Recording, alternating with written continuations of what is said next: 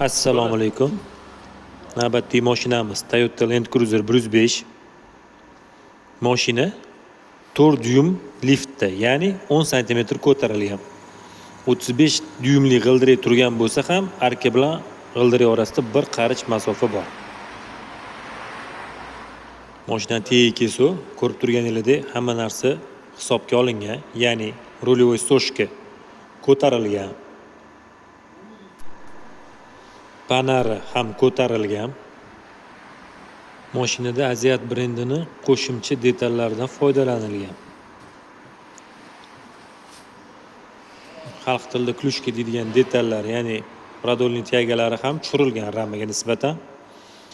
Stabilizator stoykani pasaytirilgan ozgina. Orqa stabilizator stoyka ham ramaga nisbatan pasaytirilgan. Va orqa panari ham pastga tushirilgan. Sababi most yoniga siljimasligi uchun.